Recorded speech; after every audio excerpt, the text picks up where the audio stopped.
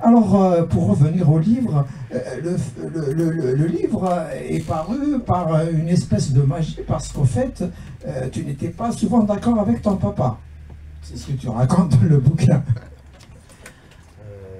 Oui. Oui, c'est vrai que j'ai mis du temps à... Bon, d'une part, cette guerre, elle était tellement terrible que personne n'en parlait. Et effectivement, lui, il en parlait encore moins. Et ça a été le silence. Et moi, j'ai cru, effectivement, que mon père était un salaud. Et qu'effectivement, comme il était sous-préfet puis préfet, il servait tous les pouvoirs de façon indifférenciée. Et donc, et comme en plus, suite à l'Algérie, mon père était un petit peu violent, surtout avec mon grand frère, j'ai cru qu'effectivement, il avait été un salaud en Algérie. Voilà. Donc, il y a eu une incompréhension entre nous. Et puis, il y a eu une chose aussi, c'est qu'il aimait tellement les Algériens et tous les Algériens, qu'il s'est beaucoup préoccupé des enfants de Harki, des Harkis, et même il allait leur apporter je l'ai appris après, qu'il allait apporter des cadeaux de Noël, alors que nous, ils nous regardaient quasiment pas. Voilà. Donc c'était un petit peu, l'Algérie l'a tellement pris, l'a tellement préoccupé, cette guerre-là, qu'effectivement, je me suis fâché, et j'ai passé un autre chemin, puisque moi j'ai rejoint, après 68, 70 et 71, la Ligue communiste révolutionnaire, et lui, il était, et c'était le ministre de l'Intérieur, Marcelin, qui lui donnait des informations sur ce que je faisais. Voilà. Merci pour ces précisions. Alors, on ne va pas dévoiler tout ce qu'il y a dans le livre, hein. En tout cas, moi, je conseille la lecture de ce livre. Ce qui est frappant, au-delà des violences, au-delà des conflits, parce qu'il y a de la violence, c'est d'abord la guerre, mais il y a un amour extraordinaire pour cette terre d'Algérie, hein, de la part de beaucoup de ces belligérants. Est-ce que je peux dire ainsi? Plus ton papa. Ah, oui. Bon, mon père, en plus, il était amoureux d'une part de la Kabylie, de ces terres, de ce territoire, etc., mais surtout de ces gens. Et puis, il disait toujours, bon, je ne devrais pas le dire, j'espère qu'il n'y a pas de Marocains ici, il n'y a pas de Marocains ici, parce qu'il disait toujours, les Kabyles sont extraordinaires, un petit maire de la Kabylie est 100 fois plus intelligent qu'un ministre marocain. Parce que comme il avait été au Maroc, et il était tombé complètement amoureux, et on était au niveau de l'école même, puisque au niveau de l'école, les enfants, bon, moi j'étais pas le meilleur élève, hein. J'étais très bon en une seule matière, et je l'ai cru longtemps que j'étais très fort, c'était en arabe. En fait, c'est parce que les Kabyles, ils ne voulaient pas apprendre l'arabe. Donc, j'étais le meilleur qu'en arabe, voilà, à l'époque, à l'école. Mais c'est vrai que l'amour de ce pays m'a toujours... c'était la campagne, c'était les pièges qu'on mettait, c'était toute la vie. Et quand je suis arrivé en France, juste pour vous dire ça, parce que je crois que je m'étends, quand je suis arrivé en France, j'ai dit, mais qu'est-ce que c'est que ce pays? Puisque je n'avais pas vécu, je n'avais vécu qu'au Maroc et en Algérie. Et la France, pour moi, c'était des gens froids, des gens qui ne savaient pas accueillir, une autre vie. Et c'est vrai que j'ai compris la difficulté pour les Algériens de comprendre les Français. Je disais tout à l'heure que tu n'étais pas en bon terme avec ton papa, mais au final, donc avant son grand départ, tu t'es réconcilié avec lui quand même.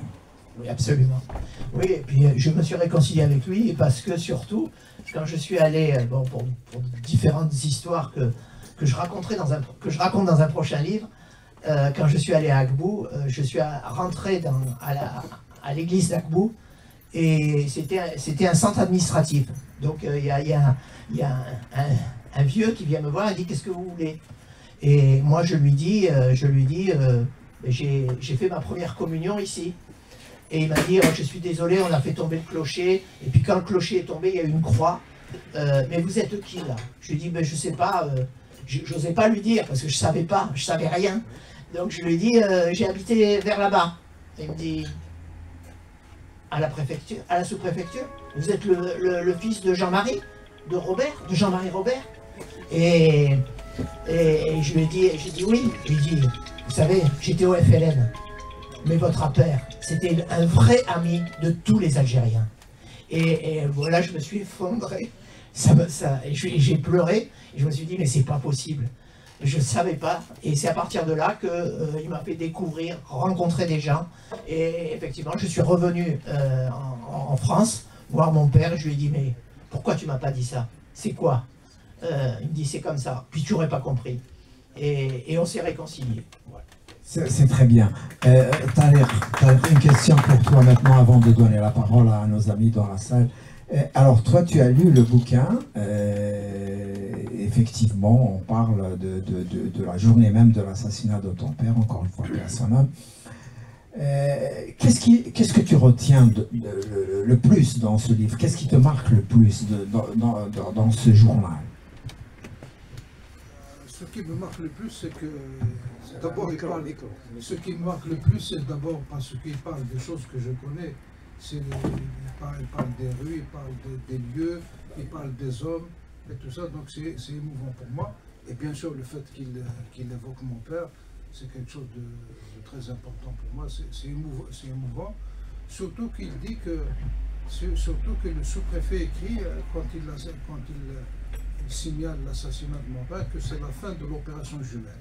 Oui. Donc avec ça, c'est la fin de l'opération jumelle. Elle n'a plus de sens. À partir de ce moment-là qu'elle a eu la tête du chef de la wilaya, la guerre n'a plus de sens. Voilà ce qui m'a marqué. Mais je voudrais quand même rebondir sur quelque chose de... Vas-y. La relation entre la France et l'Algérie, c'est une histoire d'occasion ratée. Comme disait autrefois Farhat Abbas. 132 ans de présence française en Algérie, ça laisse quelque chose. Donc c'est pas neutre, c'est quelque chose de considérable. Et donc on est le produit de cette histoire-là. On a le devoir de voir les choses qui se sont passées avec certes de l'émotion, mais surtout de la rationalité et de la raison. Et la raison fait qu'aujourd'hui, il y a beaucoup de gens qui sont d'origine algérienne installés en France, donc c'est pas terminé. Oui, c'est bien que tu dises cela, Tariq. Alors, pour abonder dans ce que tu racontes, Farhat Abbas, qui a été le premier chef du GPRA, donc du gouvernement provisoire de la République algérienne, dit dans une interview à TF1, les images existent sur YouTube, il dit que la guerre d'Algérie a été une guerre civile.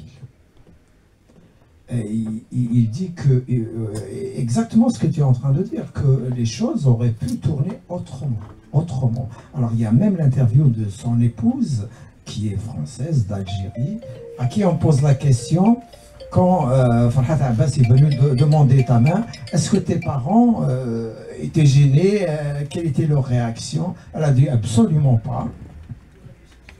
Tout s'est passé le plus normalement du monde.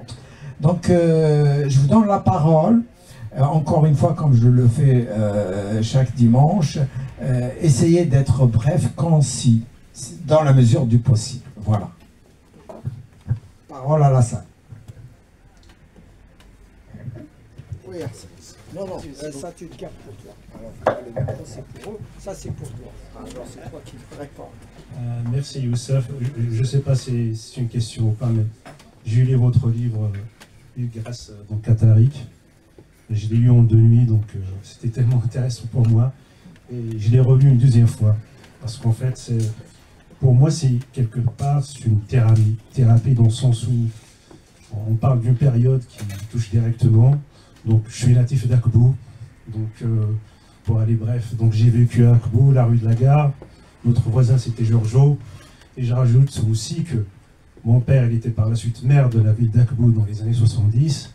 Et je connaissais la préfecture à l'époque, la sous-préfecture d'Akbou, à l'époque où Hamouten, le cousin de Hamouten, assassiné par l'OAS, était donc sous-préfet d'Akbou. Donc je connaissais un peu, donc c'était quelque part pour moi un frère qui raconte un peu cette ville et ses ruelles, etc. Et Donc, si vous voulez, c'est ce que je retiens dans ce livre. D'abord, effectivement, c'est votre un petit peu le rapport que vous avez avec votre père. Et par la suite, donc, les personnages que vous avez cités dans votre livre. Donc, il y avait il y a beaucoup de monde. Malheureusement, du côté donc, du FLN, j'aurais aimé vous connaître donc, bien avant l'écriture de votre livre pour avoir le témoignage d'autres acteurs de cette guerre d'indépendance. Il n'y en a pas beaucoup. Bon, il y a beaucoup plus de témoignages de l'autre côté, je trouve. C'est normal, hein, c'est pas une critique. Hein. Donc voilà, mais la vie, vous pouvez toujours écrire d'autres livres, donc il n'y a pas de souci. Et ensuite, il y a un autre point qui m'a toujours un petit peu dérangé, mais ça n'a rien à voir avec le livre. C'est le rapport du général de Gaulle par rapport à la guerre d'Algérie et au peuple algérien. Donc je termine juste sur ça. Moi, je ne suis pas du tout partisan de ceux qui disent que De Gaulle a donné en quelque sorte l'indépendance à l'Algérie. J'y tiens, je suis pragmatique, je vais vous donner quelques détails. Le premier, c'est les événements du 8 mai 1945.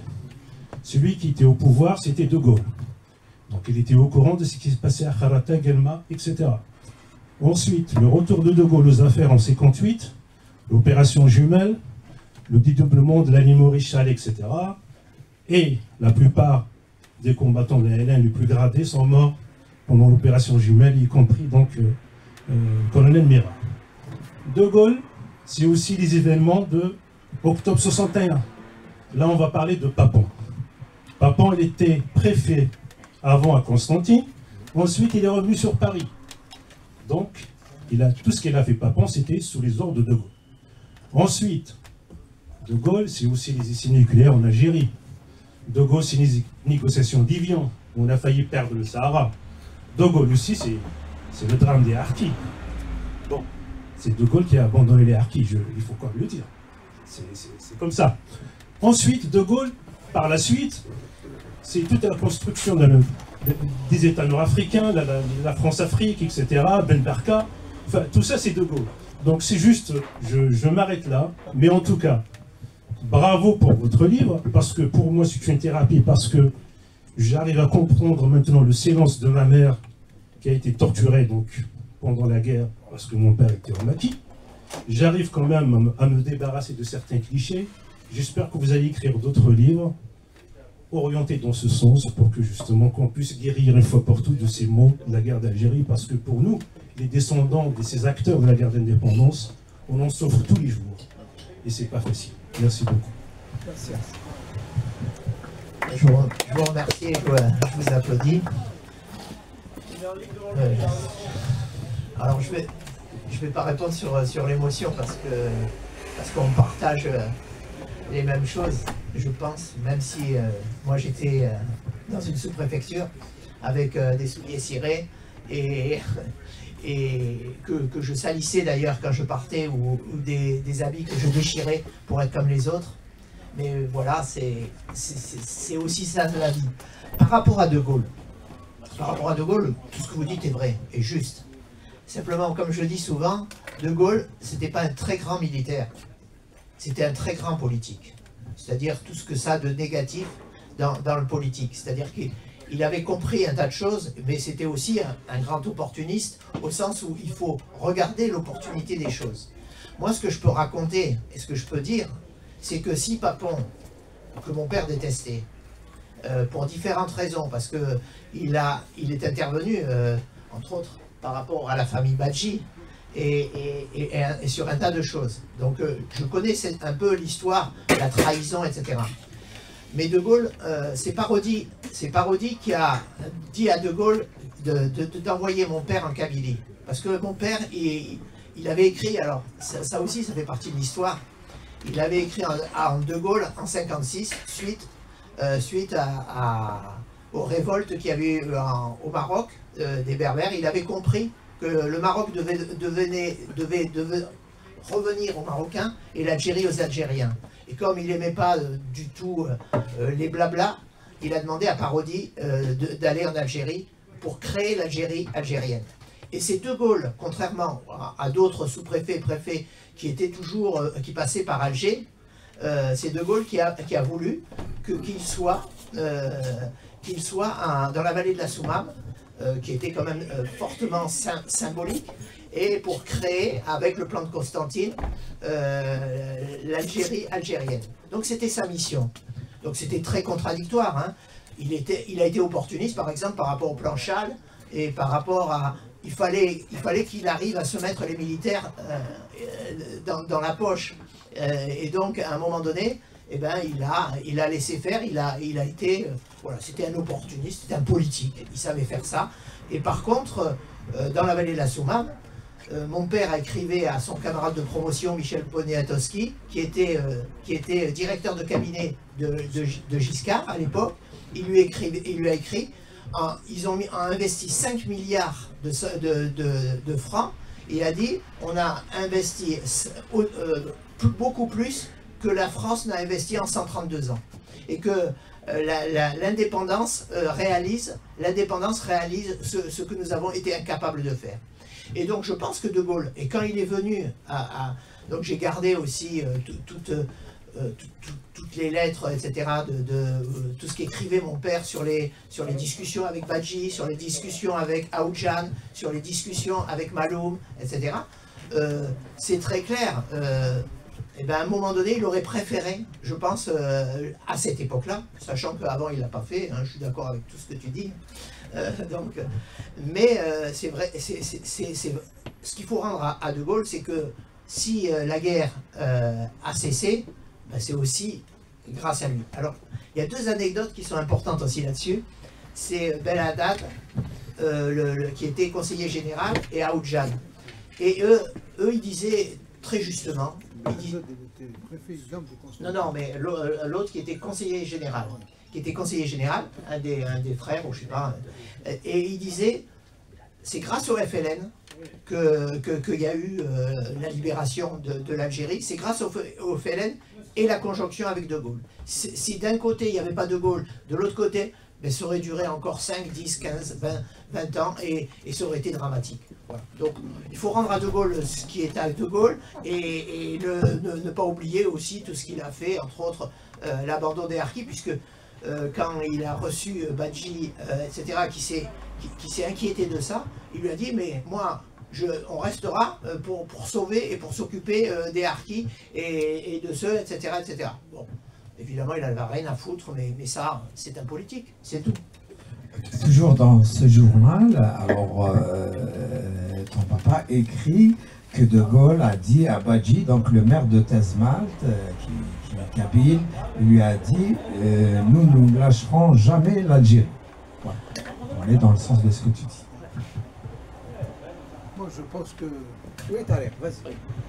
Je pense que c'est facile de charger le général De Gaulle, mais je pense... Moi, enfant, j'entendais mon grand-père dire « Vive De Gaulle », d'une certaine façon. Alors pourquoi il a dit, il nous a épargné 4, 5 ans, voire 6 ans de guerre supplémentaire. Et quand tu dis après des choses, c'est quelqu'un qui a su jouer avec les événements, parce que sinon, il serait éliminé par les militaires. C'est les militaires qui l'ont ramené au pouvoir pour faire la guerre d'Algérie, pour terminer la guerre d'Algérie. Alors que lui, je pense que depuis 1956, son idée était arrêtée, l'Algérie sera indépendante, bien sûr sans le Sahara. Bien sûr sans le Sahara.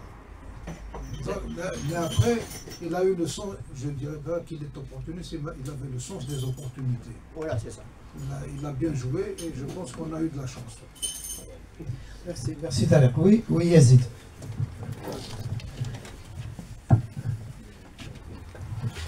Merci. Je vais revenir un petit peu donc, dans ce sens, c'est-à-dire c'est voir la position de votre père avant 58 et après 58.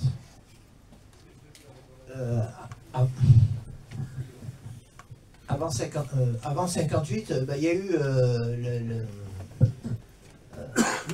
pour lui la rupture, ça a été ce qui s'est passé à Moulay Idriss, la révolte, dans lequel il était contrôleur civil et il gérait deux, trois tribus, comme on disait, et les Français contrôlaient, etc. Il y a eu une révolte en 55 et il a été au milieu. Moi-même, d'ailleurs, je l'ai su après, moi-même j'avais 1 an et j'étais dans la voiture qui a été prise dans les manifestations. Et ça a été une... Et puis il y a eu quelques morts, et donc sa rupture a été là. C'est-à-dire sa compréhension de ça suffit, ça n'a aucun sens. Voilà, ça n'a aucun sens. Par contre, effectivement, il pensait à l'indépendance de ces pays, mais en liaison avec la France. Ça c'était quand même, c'était pas très clair, mais c'était pas très clair, mais c'était cette logique-là. Et puis après quand il est arrivé, quand lui est arrivé en 59, bon, donc il a tout fait pour rejoindre le général de Gaulle dès 58. Quand il est arrivé en 59, il a été, c'était désastreux pour lui, c'était effrayant. Déjà, dans certaines lettres, quand il survole la vallée d'Eauselaguen, où sur 14 villages, il y en a 7 qui sont détruits et 2 ou 3 qui sont brûlés au napalm, c'est clair que ça l'interroge fortement. Quand il dit qu'il y a les 2-3 premiers mois, il écrit à Monseigneur Duval qu'il y avait 200 morts par mois sous la torture, au DOP de Dachbourg, et il dit si ça avait continué, je ne serais pas resté, j'aurais démissionné. Pour lui, c'était impossible.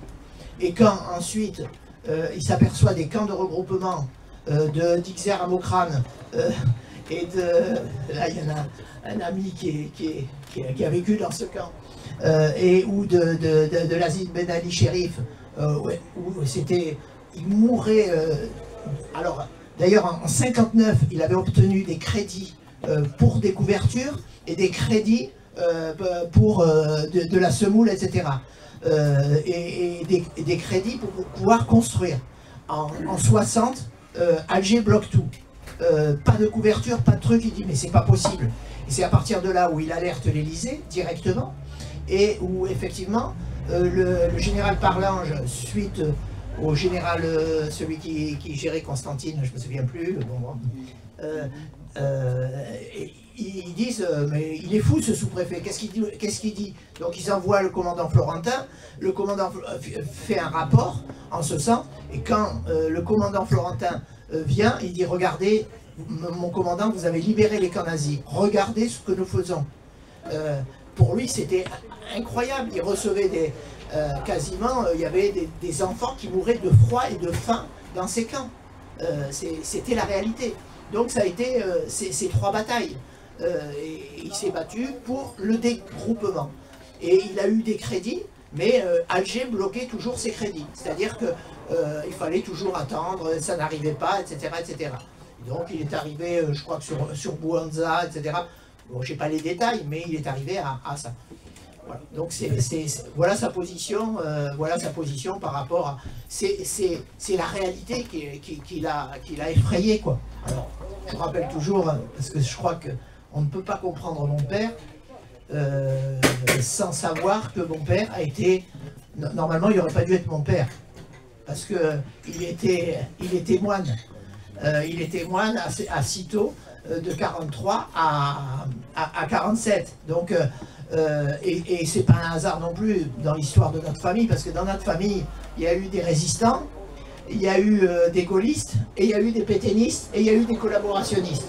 Alors à un moment donné, je crois que mon père, s'il est parti au couvent, c'est parce que c'était insupportable, cette vie de famille. D'ailleurs après, on a été marqués, parce qu'on avait des communistes dans la famille, on avait des pétainistes les plus horribles dans la famille. Donc voilà. Et c'est cette histoire qui fait qu'on peut comprendre son point de vue par rapport à cette histoire. D'autres questions, d'autres remarques? Monsieur. Bien sûr.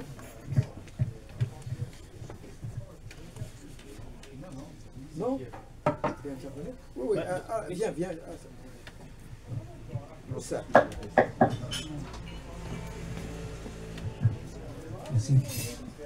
Moi, je ne connais pas le livre, mais je connais très bien votre entretien qu'on a recueilli à l'INA, c'était en 2020, je crois, pour la série documentaire En guerre pour l'Algérie, et votre entretien est en ligne aussi sur le site. J'aimerais savoir, parce que j'ai beaucoup travaillé sur votre entretien, comme j'ai travaillé sur les autres pendant des années, Je vois qu'il y a Raphaël Branche ici qui a bossé avec nous. Vous racontiez votre départ avec beaucoup d'émotion d'Algérie. Vous avez même pleuré devant la caméra. Je ne l'ai jamais regardé parce que je ne peux pas. Moi, je l'ai regardé plusieurs fois. Oui, il y avait beaucoup d'émotions et vous racontiez ce baiser de drapeau organisé par votre père. Et vous racontiez que j'ai revu à l'occasion qu'il y avait le baiser de drapeau, il y avait une sorte de mort pour vous et que vous avez revu en 68. Voilà. Ouais. Sans trop vous étaler, je voulais savoir pourquoi 68, mais 68, qu'est-ce qui s'est passé? Est-ce que c'est juste par rapport aux événements? Et puis, c'était quoi oui, vous avez parlé d'une lettre envoyée par votre père au général de Gaulle, où il était dit quand on ne peut pas faire l'égalité, un truc comme ça, il faut rendre la liberté, mais j'ai pas compris si c'était votre père qui a écrit ça à De Gaulle. Ouais, c'est ça. C'était ça. Ouais. D'accord, merci. Et non, par rapport à moi, c'est pas très important. Ce qui est important, c'est qu'effectivement, je le dis souvent, je suis mort en 62. Parce que l'Algérie, c'est là où j'étais à l'école, c'est là où j'avais mes amis. C'était toujours le plus grand nombre, c'était des musulmans. C'était une autre vie. Et effectivement, quand je suis arrivé en France, je me suis bloqué. D'ailleurs, j'étais un très bon élève puisque j'ai doublé, j'ai triplé ma 6e, j'ai refusé de travailler. Voilà. Donc je refusais de travailler. Et mai 68, c'est vrai, m'a réveillé sûrement le bruit, le bruit de la guerre, le bruit des manifestations, parce que à la fin de l'Algérie, il y a eu ça aussi. Il y a eu, je me souviens très bien, les pseudo-attentats de l'OAS à Akbou, où tous les enfants sortaient de l'école. Moi, j'ai été mis par le prof dans un placard, sachant que je n'avais pas le droit de bouger, et qu'il y avait 2 militaires qui sont venus me chercher, etc. etc. Et tout ça, ça a réveillé en moi quelque chose.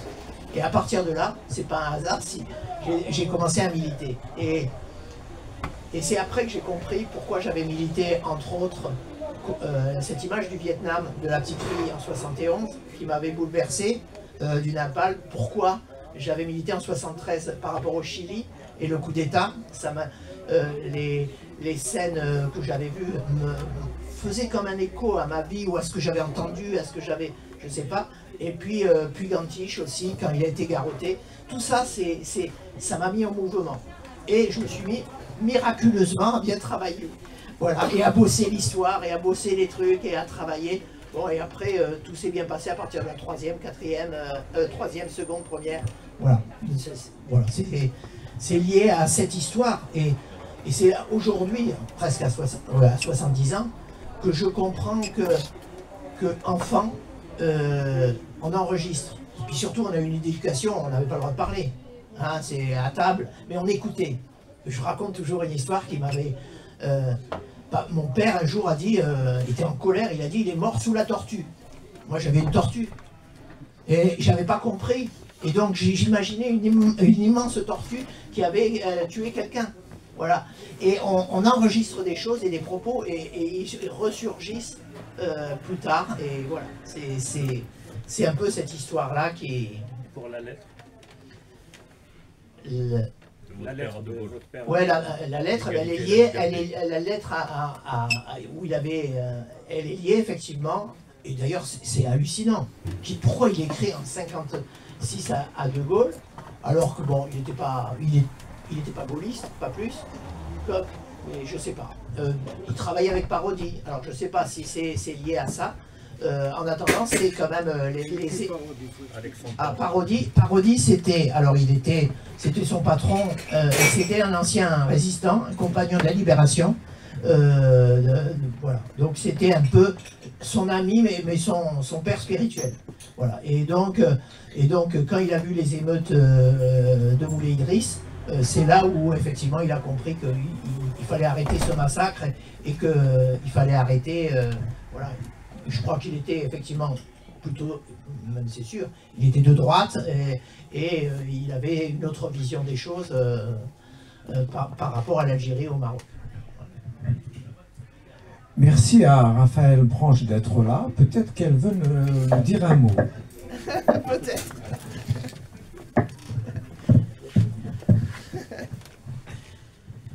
Pas sûr d'avoir le choix de répondre oui ou non. Non, mais merci de votre invitation. Non, je sais pas, oui, avec plaisir. Enfin, sur Hugues et sur son père, surtout, c'est ça que vous me demandez? Oui. Ouais. Non, mais en fait, il y aurait trop à dire. Simplement, je pense qu'on a énormément de chance, en fait, d'avoir ce travail du fils sur le père, puisque c'est grâce à ce genre d'investissement, qu'en tant qu'historienne, mais que voilà, nous tous, on en a besoin. On peut comme ça faire émerger du passé des figures qui, sinon, sont associées à un rapport officiel, à un texte, et puis c'est tout.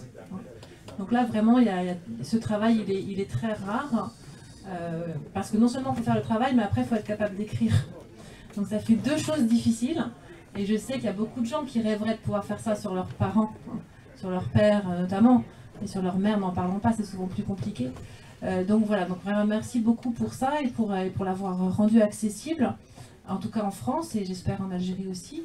Et puis voilà, on attend la suite.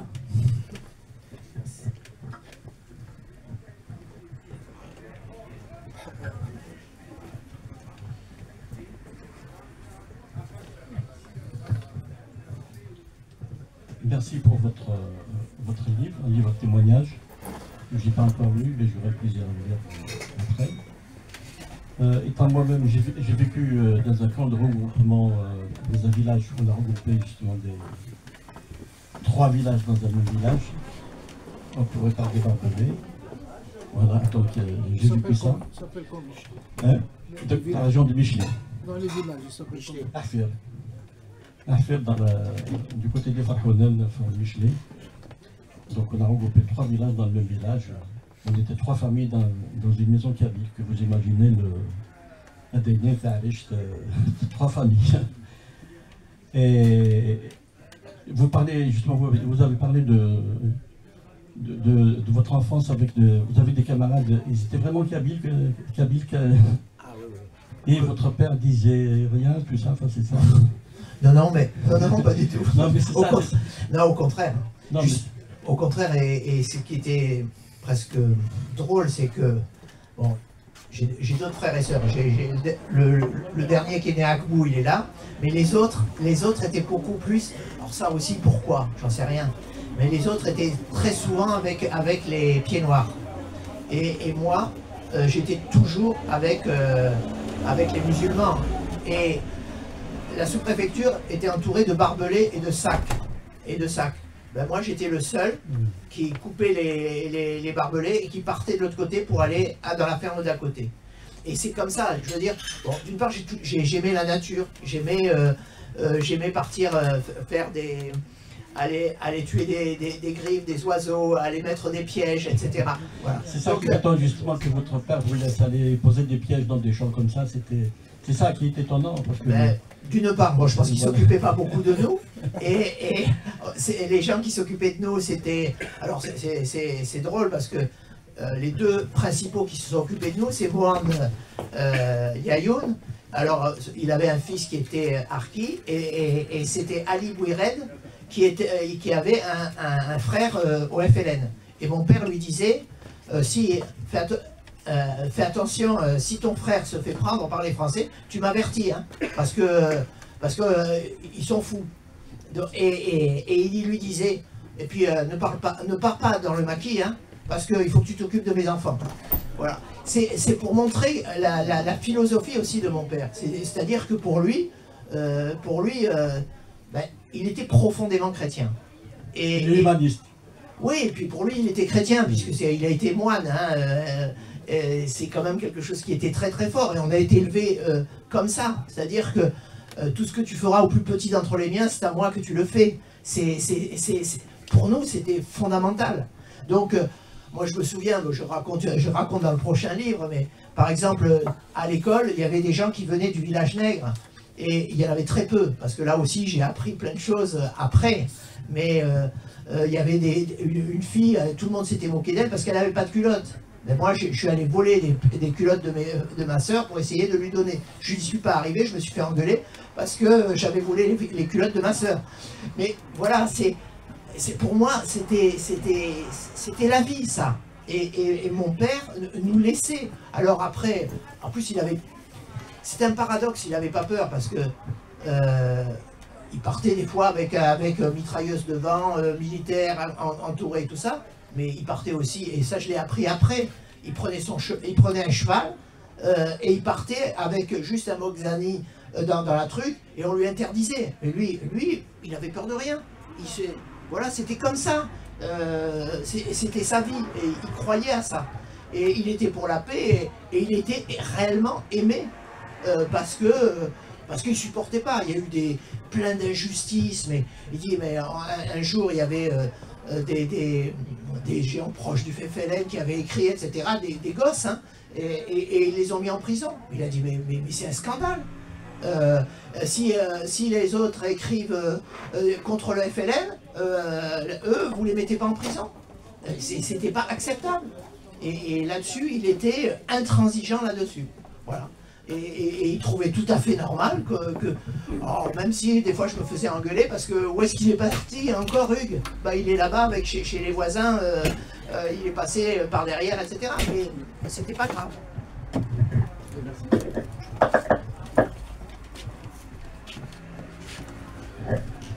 Je peux parler. Il faut que les gens t'entendent.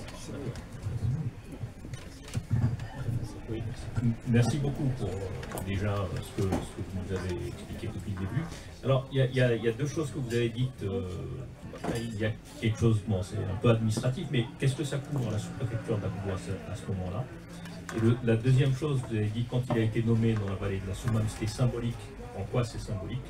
Est-ce que c'est par rapport à l'intensité de la guerre ou il y a d'autres éléments? Et enfin, le troisième, c'est vous parlez des rapports avec la population. Mais quel était le rapport? Bon, vous l'avez évoqué un tout petit peu, mais quel était le rapport avec les militaires français? Ça n'a pas l'air d'être. Il n'avait pas l'air d'avoir des rapports au beau fixe avec les militaires. Ah ben non. Entre autres, ce qui est très, très drôle, c'est quand il est arrivé avec le colonel Cadou, ça se passait très très bien. Pourquoi? Parce que le colonel Cadou venait de perdre sa fille. Était revenu sur le terrain, il venait d'enterrer sa fille qui était morte d'un accident de voiture, etc. Donc ça a créé des liens très forts entre lui et le colonel Cadou, mais il a tout de suite compris.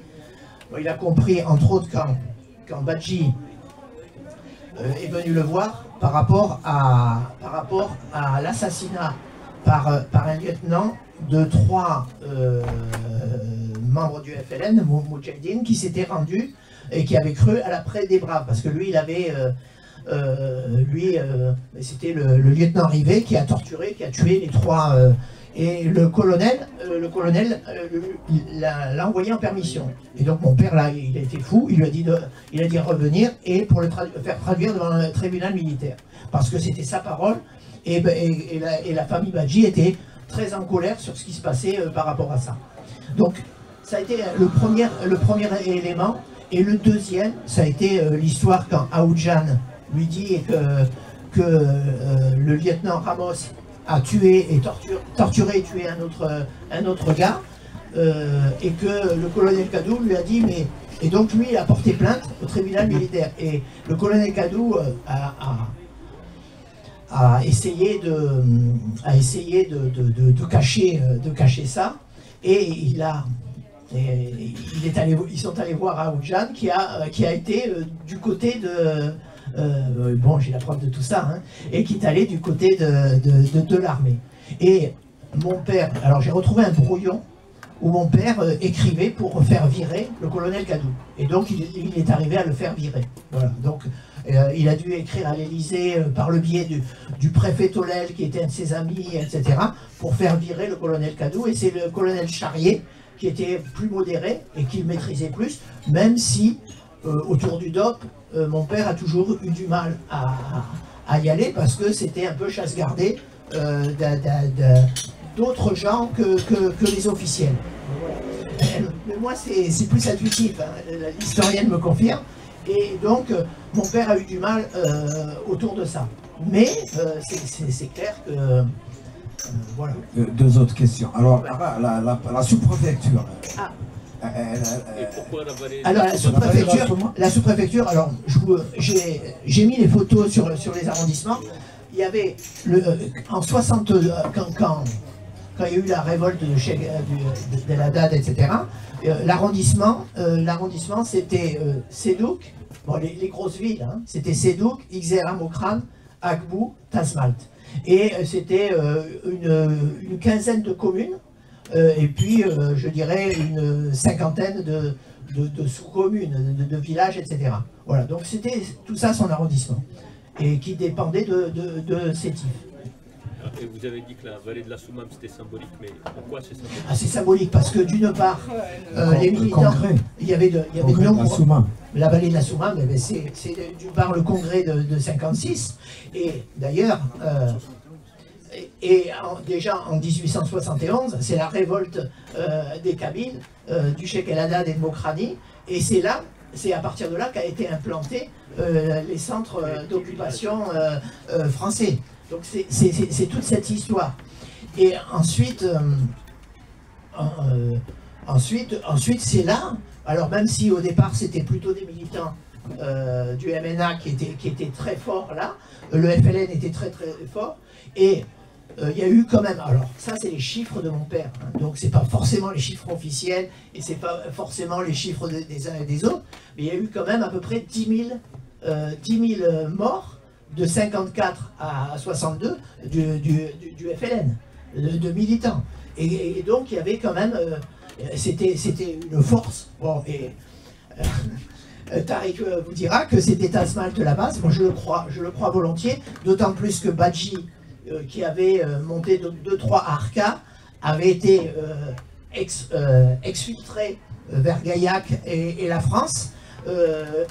Suite à ce qui s'était passé, et c'est l'affreux Papon qui l'a fait revenir, et qui l'a un peu obligé à revenir et effectivement la résistance et la guerre de libération menée par la Soumam était très très très puissante et très forte, et elle a été quand même beaucoup décimée justement en 58-59, mais 56-57 elle maîtrisait, je dirais, Agbou était encerclé, et les Européens, comme on disait, ou les pieds noirs, comme on dit après, étaient sous résidence surveillée parce que le Front de Libération était très très fort.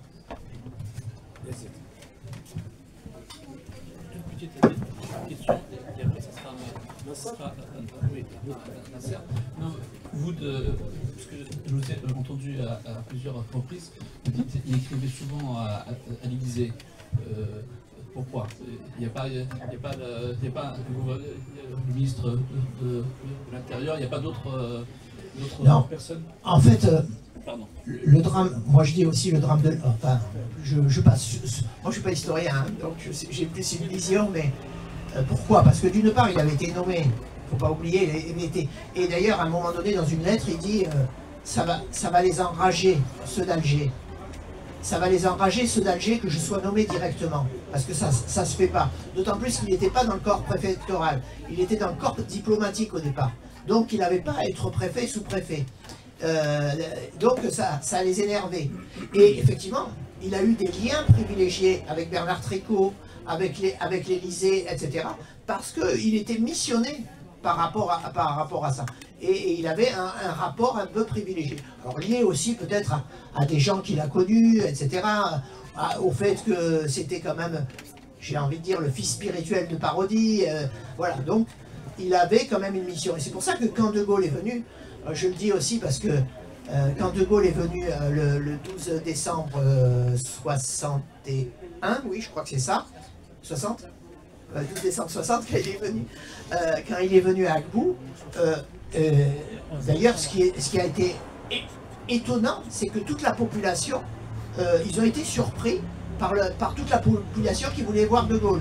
Alors, les pieds noirs, il n'était pas question qu'ils applaudissent De Gaulle, les militaires, il n'était pas question, mais des gens des vallées sont descendus alors qu'il faisait un temps pourri, il pleuvait, etc. Et bien ils sont descendus pour acclamer De Gaulle. Et des gens du FLN sont venus pour applaudir De Gaulle parce qu'il y avait... Et De Gaulle était surpris. Il dit mais pourquoi vous venez? Et il a posé cette question, il a répondu pourquoi vous venez? Parce qu'effectivement, les gens avaient compris, alors par mon père, parce qu'effectivement il intervenait, il luttait contre les militaires, il avait lutté contre la torture, contre les camps de regroupement, etc. Voilà, c'est à partir de là qu'effectivement, il avait des relations. Alors, il a même eu des relations après, alors ça c'est lui qui a par exemple avait fait le rapport dont tout le monde connaît, le rapport sur les harkis. Et alors, moi quand je dis les harkis, je le dis au sens général du terme, parce qu'il y avait des civils, il y avait des élus, il y avait des militaires, il y avait des gens, des vrais harkis, il y avait des gens des Moxani, il y avait voilà, de la police, etc. Il y avait des gardes champêtres, voilà, au terme général. Et c'est lui qui a fait le rapport parce qu'en fait, et je le raconte un peu dans le livre, il y avait un type qui est extraordinaire, Monsieur Pic, qui était son directeur de l'équipement. Et son directeur de l'équipement, en 1918, il était soldat, planton, au ministère de la Guerre. Et il y avait une manifestation contre la guerre de 14-18. Ce soldat, il a pris son fusil, il l'a jeté et il a rejoint la manifestation. Il est passé au conseil de guerre et au lieu de l'exécuter, ils l'ont envoyé en Syrie. En Syrie, il s'est fait choper par les Druzes et il devait être condamné à mort et brûlé dans des tentes en paille et le lendemain. Sauf qu'il avait aidé une femme qui lui avait donné du charbon et du pain. Et cette femme, elle est venue dans la nuit, elle lui a porté des habits, parce qu'ils étaient nus dans le truc, porté des habits, il s'est évadé. Après, en 1945, il a été dans la résistance, et après, il est parti en Algérie, et il était secrétaire d'une mairie, avec un maire qui était... Et il a été mis en prison, parce que il était pour l'Algérie algérienne, il était gaulliste. Mon père a appris que, quand il y a eu le projet des généraux, il a appris qu'il sortait de prison. Il lui a demandé pourquoi vous sortez de prison. Parce que je suis gaulliste, je suis pour l'Algérie algérienne. Il lui a dit, eh ben, et en plus, il était directeur de l'équipement. Il lui a dit, eh ben, c'est bien, venez travailler avec moi, et on va faire du bon boulot. Il est venu travailler avec lui, et en juin, il arrive avec une lettre qu'il reçoit du FLN qui lui dit on vous demande de rester pour continuer à construire l'Algérie, etc. Il dit à mon père lui dit on n'a pas travaillé pour la France, on n'a pas travaillé pour le FLN, on a travaillé pour les Algériens, donc restez et ça sera très bien. Donc il est resté de 62 à 66 et il a été choqué de ce qui s'est passé, entre autres l'assassinat de Maloum, les autres, etc. Et ils ont monté un réseau clandestin avec les Pères Blancs de soutien aux harkis, avec les Pères Blancs. Et j'ai retrouvé des traces, mon père donnait de l'argent à son père, parce qu'il était sous-préfet, préfet, il ne pouvait pas intervenir, il donnait de l'argent entre eux, qui arrivait chez les Pères Blancs, à Alger. Les Pères Blancs faisaient des petites coupures que les sœurs allaient apporter et ils avaient mis un réseau d'exfiltration des harkis, etc. etc.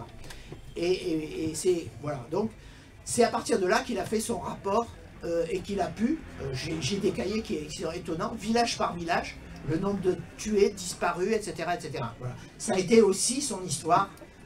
Et on avait retenu que la deuxième histoire, et ça arrangeait bien la France, de retenir qu'une partie de l'histoire, parce que j'ai aussi, et je l'ai mis aussi, les listes de tués, de maisons détruites, et dans son rapport qu'il envoie à l'Élysée, il dit les maisons détruites, ils ne peuvent pas les cacher, donc elles sont justes.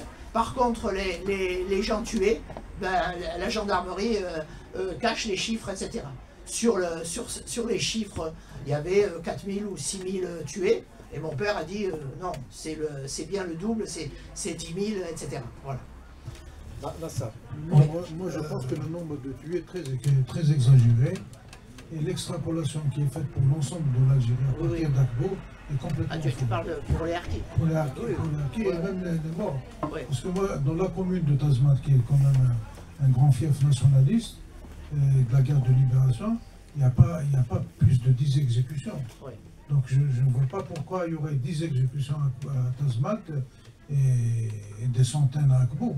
Alors moi je vais te répondre quand même un petit peu là-dessus. Pourquoi à Tazmat? Parce qu'à Tazmat, il y avait la famille Badji. Et la famille Badji, alors moi, la famille Badji était très puissante, tu le sais quand même. Elle était très puissante et quasiment, il y a eu 40 personnes de la famille Badji. Et tu sais aussi comment les vengeances personnelles, les réseaux, les machins, etc. Et sur Tazmal, il y a eu 40 personnes qui ont été mises en prison. Et même Badji, il a fait un passage à Akbou, mais on l'a préservé. Il n'a jamais été tué. Et je pense qu'il y a eu moins de morts à Tazmalt que dans la vallée de Zelagen ou que du côté de Sédouk, etc. Voilà. Et je pourrais, alors je ne sais pas si je le ferai là maintenant, mais je pourrais donner détail par détail, ville par ville. Alors après, il avait exagéré les chiffres au départ parce que entre les disparus et les tués, il y a des disparus qui n'ont pas été tués. Et sur la liste, moi je sais, j'ai retrouvé des noms morts, mais on les a retrouvés à Maison Carrée, on les a retrouvés dans des camps, et ils sont revenus en 67, 68 ou 69. Donc c'est là où les chiffres de mon père étaient effectivement très exagérés. Je suis d'accord en partie avec toi. Nassar. Bonsoir, monsieur Robert. Je suis vraiment heureux de vous écouter. D'abord parce qu'il faut beaucoup de courage pour écrire et essayer de donner un peu d'humanité dans une période caractérisée par une horreur absolue. Et c'est d'autant plus difficile que, comme l'avait bien signalé Hannah Arendt, dans des drames absolus, le colonialisme en était un drame absolu, la guerre d'Algérie a multiplié la guerre d'indépendance a multiplié ce drame à l'infini, a fait que trouver de l'humanité dans cette mécanique qui divise ou qui répartit la responsabilité en la fragmentant à des niveaux acceptables d'un point de vue humain, fait que l'hommage que vous rendez à votre père est pour moi d'abord et avant tout une forme de remise de l'humanité, de l'humanisme dans un drame absolu. Donc je voudrais signaler qu'il ne s'agit pas aujourd'hui de porter un jugement sur les acteurs et les auteurs de ces horreurs. Il s'agit aujourd'hui, de mon point de vue, de regarder, de prendre votre ouvrage d'abord sur un plan technique. C'est un document où il y a des archives extrêmement intéressantes, particulièrement en matière de statistiques, de chiffres de tués, d'événements assez documentés. Donc d'un point de vue technique, votre ouvrage est un document qui peut constituer une source suffisamment importante. Mais de mon point de vue, je suis plutôt assez impressionné par votre courage, dans la mesure où, comme je vous ai dit, il y a cette répartition des tâches qui fait que les responsabilités sont diluées, telles que extrêmement bien décrit par Arendt et aussi expérimentées par Milgram. Donc le fait que la personne, votre père qui est sous-préfet et qui, de votre point de vue et des documents que vous avez fournis, a pu quand même tenter pas d'enrayer parce qu'ils n'en avaient pas la possibilité. Mais vous êtes en train de tenter de dire que mon père était humain et rien que pour ça, vous méritez toutes mes félicitations. Voilà ce que je veux dire. Merci Nasser. Avant,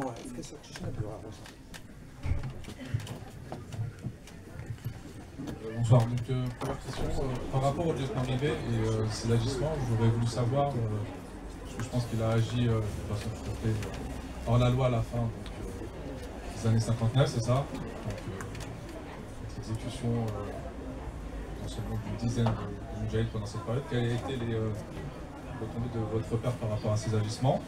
Alors, le fait qu'il a été, je pense, envoyé au tribunal de Sétif, c'est ça? Au tribunal de Sétif, tribunal militaire de Sétif, pour le lieutenant Rivet, donc il n'y a pas eu de suite. Est-ce que lui, derrière, est au courant de l'histoire ou n'a pas du tout appuyé cette mascarade? Pour rappel, le lieutenant Rivet, c'est ce que disait l'écrivain, c'est donc un colonel qui a pris des décisions, un lieutenant qui a pris des décisions d'exécuter des Moudjahids qui avaient été arrêtés. Et la deuxième question, c'est pour M. Mira. Quand vous dites qu'il y a eu 10 exécutions, c'est-à-dire sur quelle période? Vous dites qu'il y a eu... Après 62. Après 62? Ça, merci, merci. À Tazmak, par exemple.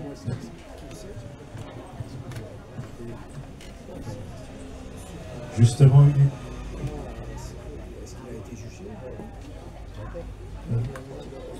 juste une question dans ce sens, parce qu'effectivement, le sujet le plus sensible, c'est le massacre des Harkis. Enfin, pas des Harkis, mais ce qui s'est passé juste après l'indépendance. Moi, je me base sur des témoignages humains. Bon, il n'y a pas eu d'historiens qui ont développé cette période, mais je tiens juste à vous dire, pour revenir à ce que dit Tariq, je suis d'Akbo, donc mon père était au Maquis, on l'attendait tous au village, donc le village s'appelle Felden, sur les hauteurs d'Akbo. Donc, je peux vous dire qu'il y a un village à côté, je ne vais pas le nommer, où on a tué tous les Harkis. Ils étaient combien? Ils étaient plus d'une dizaine. Et à notre village, il n'y a aucun Harki qui a été tué. Et 80% des Harkis sont restés au pays. Pourquoi? Je vais vous dire pourquoi. Les ordres de l'ALN et de GPRA sont clairs à l'époque. On ne touche pas aux Harkis, c'est dans les accords. S'il y a eu des exactions, s'il y a eu des dépassements, c'est dû tout simplement, d'une part, à l'armée française qui a abandonné les Harkis, qui ont servi pour l'armée française. Dans notre village, par exemple, il y a des témoignages qui disent que des soldats français donnaient des coups de pied aux Harkis quand ils s'accrochaient sur des camions, quand ils ont quitté les villages. Premièrement, c'est ça. Et deuxièmement, il y a ce qu'on appelle les 19 Martiens, les Martiens, qui voulaient se venger d'une... Eh bien, écoutez, l'exemple le plus frappant quand même, c'est qu'un grand pays comme la France, à la Libération, on a encore des archives où on montre des femmes, à qui des femmes à zéro, à qui on a coupé les cheveux, parce que les pauvres, elles ont couché avec un Allemand ou parce que, bon, elles avaient des relations avec des Allemands. Donc, on voyait des gens suspendus donc, à des grues. Donc, et c'est pas si pire à la Libération. Donc, aujourd'hui, moi, effectivement, je qualifie ça de massacre et je l'assume. Mais la responsabilité, je dis bien que la responsabilité, elle revient entièrement à l'État français. On ne peut pas, comment voulez-vous techniquement que la LN à l'époque puisse contrôler tous les villages, tous les douars, alors que déjà il y avait le problème du wilaya, etc. Donc j'aimerais bien que, parce que la vérité quand même c'est important, il faut le dire, il y a eu des massacres, on les assume, et passer à autre chose. Mais on ne peut pas juste se cacher derrière des trucs en disant « Ah non, mais c'est les autres qui ont massacré, mais ceci, cela, etc. » Il faut mettre le point sur les responsables. Merci beaucoup. Bah, je suis Kamal Khadarchab, je suis journaliste, vous me connaissez, je tiens à vous saluer. Pour tout ce que vous faites, je ne suis pas journaliste ici, je ne pose pas de questions, aujourd'hui je suis là. Je tiens aussi à remercier une personne qui est là, c'est l'historienne Raphaël Broch. Voilà. C'est extraordinaire de l'avoir parmi nous. Il a sacrifié des années et des années pour faire pas mal de choses. Je suis étonné, ému de l'avoir vu parmi nous aujourd'hui par là. Pour le reste, c'est tout. Je vous salue. Après, on aura l'occasion d'en parler et voilà. Et je vous salue tous. D'abord une réponse pour ce fameux lieutenant. Alors, pour la question de notre ami, alors, qu'en est-il? Il a été jugé et il a été sanctionné? Non.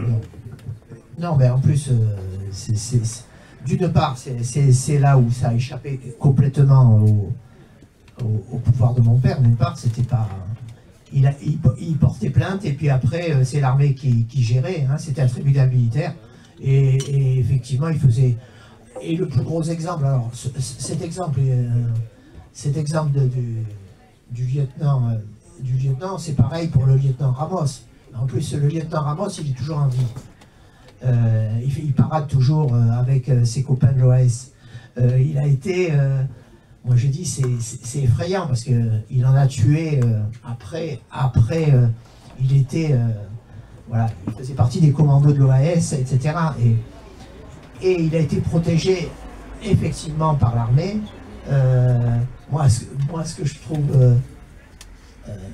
mon père a essayé de le faire juger, de le faire condamner, mais il a attendu, il espérait que le docteur Aoudjan, au moins qu'il avait soigné, j'ai l'ordonnance qu'a exigé mon père d'Aoudjan, mais au dernier moment, Aoudjan, il s'est aligné sur le point de vue militaire, puis c'est tout. Donc, de toute façon, tout ça, ça a été truqué et ça n'a jamais abouti. Cela dit, ça a fait peur. Et ça a permis à un moment donné de remettre... et c'est que le départ du colonel Kadou qui a permis réellement d'en arrêter, parce qu'il y en a eu encore après, hein, puisque, comme c'est dommage qu'il ne soit pas là, je l'avais invité, Léon Georgesco, c'était un sergent de la RK 205 d'Agbou qui m'a raconté des choses, qui a pleuré dans mes bras, et qui est un type d'une honnêteté, d'une intégrité morale incroyable, et qui a une histoire aussi incroyable, puisqu'il était, son père était dans la légion étrangère, et a combattu dans la résistance, et a perdu une jambe, et lui s'était juré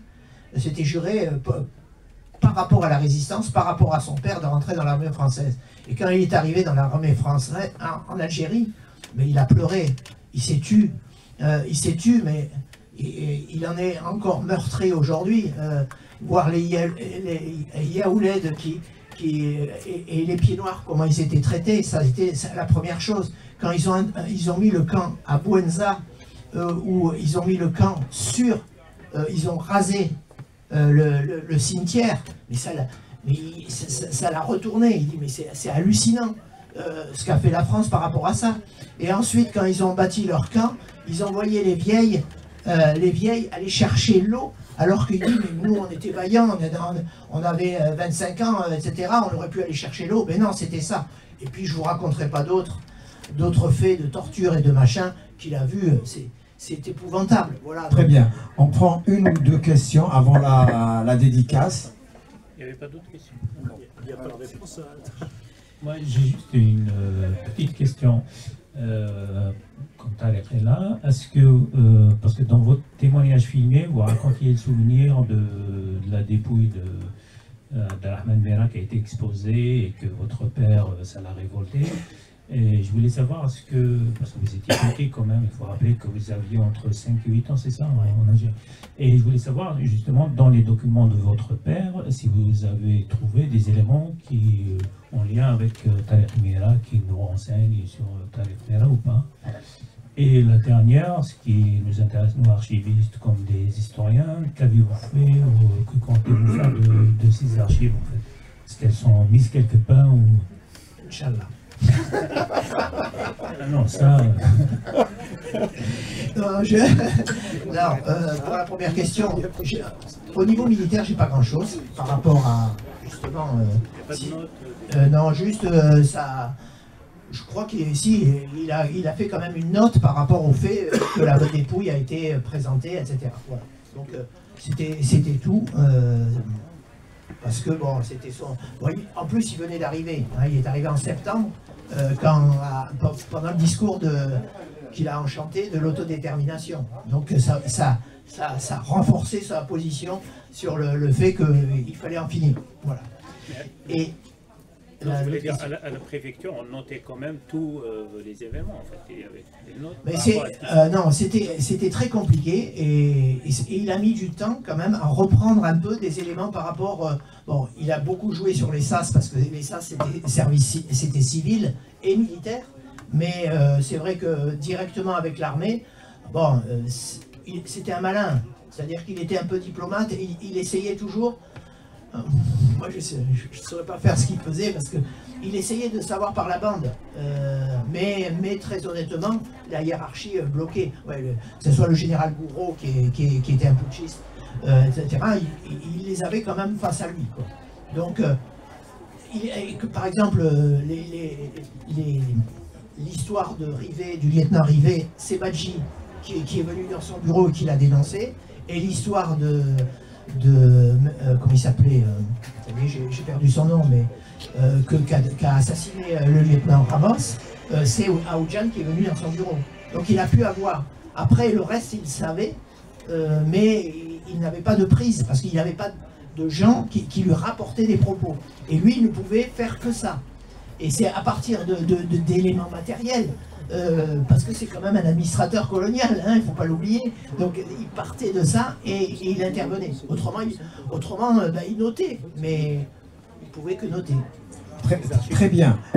Avant les archives, est-ce que... Les archives, non, mais les archives, j'y travaille pour savoir où est-ce qu'il...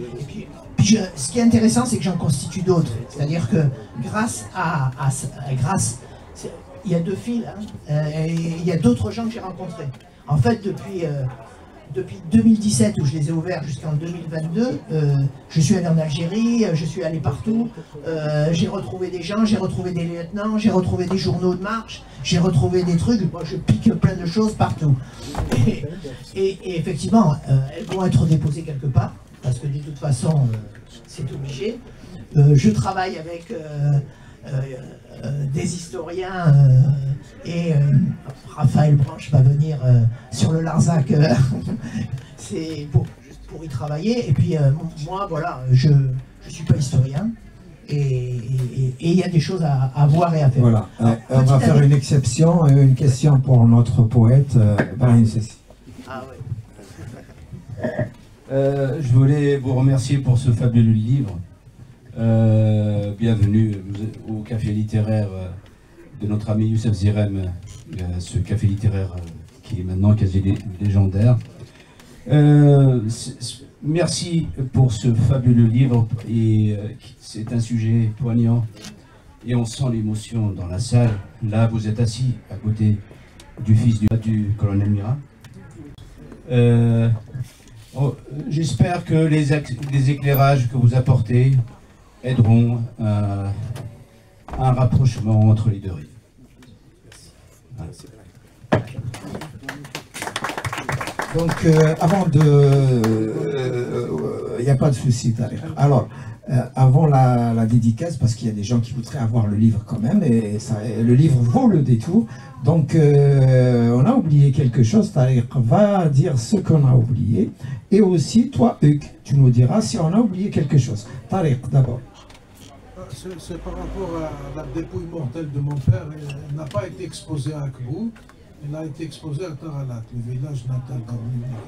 À Akbou, elle a été exposée le 7. Bon, mon père a été tué vers 16h le 6 novembre 59. Il a été ramené au camp de Tézenslev, puis ils sont descendus à comment il s'appelle, à Akbou. Le micro, Tariq, micro. Au centre de transition, cet été, centre de tri et de transition. Cet été.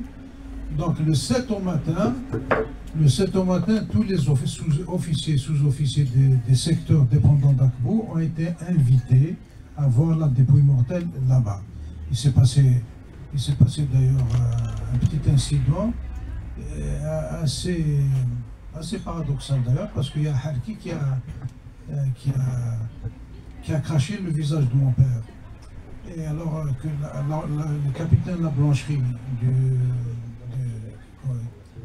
qui était dans les services de renseignement de l'armée, qui est connu comme très sauvage, puisqu'il dirigeait l'Union des Couture, il est venu, il a monté les escaliers, il a dit à l'autre, il lui a dit pourquoi tu lui as craché dessus. Quand il était vivant, tu pissais dans ton pantalon avec l'évocation de son nom, et maintenant tu profites de la situation pour eux. Il lui dit, il ne faut pas oublier que nous sommes des soldats. Bon, la vérité. Bon, en tout cas, depuis mon père, la dernière trace écrite, mon père est sorti le 7 novembre 1959 du CTR à 10h du matin. Donc on l'a ramené de Tézesliv à Akbou par hélicoptère, par Bels, c'était un Bell, B2L. Il a été emmené à Karalat avec un hélicoptère Sikorsky. Alors le fonctionnement de l'aviation française, chaque secteur, grand secteur militaire, a un seul hélicoptère. C'est un Bell. Et quand il y a des opérations selon les circonstances, selon les désirs des uns et des autres, alors on commande l'aviation à la LAT, à une la LAT, c'est l'aviation de l'armée de terre. Voilà. Merci Tarek. Hugues, est-ce qu'on a oublié quelque chose ou est-ce que tu as quelque chose à dire au final, avant la dédicace? Je voulais juste vous remercier, puis j'espère qu'on va poursuivre et puis faire en sorte que les gens du terrain, ceux qui ont vécu et leurs enfants prennent en charge cette histoire pour arrêter que les politiques d'un côté ou de l'autre les utilisent, sachant que le peuple, moi mon rêve, je vais vous dire, c'est d'avoir ma nationalité franco-algérienne. Voilà. Parce que je trouve que si les hommes de bonne volonté s'étaient réunis, eh ben, on n'en serait pas là. Et ce qui se passe aujourd'hui en France aussi, c'est la suite logique. Parce que quand on entend certains, voilà, j'ai pas dit par exemple que mon père a aidé aussi des gens de la famille Zemmour, puisqu'ils étaient à Akbou. Il y avait une branche de la famille Zemmour qui était à Akbou, et tous ces gens-là, ils ont la haine en eux, et ils ne méritent pas même notre nationalité, tellement la nationalité de l'humanité que nous sommes. Voilà. Donc je trouve que ce qui se passe en ce moment est quand même assez dramatique, et je pense que la guerre d'Algérie devrait nous faire méditer sur ce qui se passe aussi en Israël et ce qui se passe partout dans le monde. Voilà. Merci Hugues, merci à vous toutes, à vous tous. Merci, grâce à la dédicace.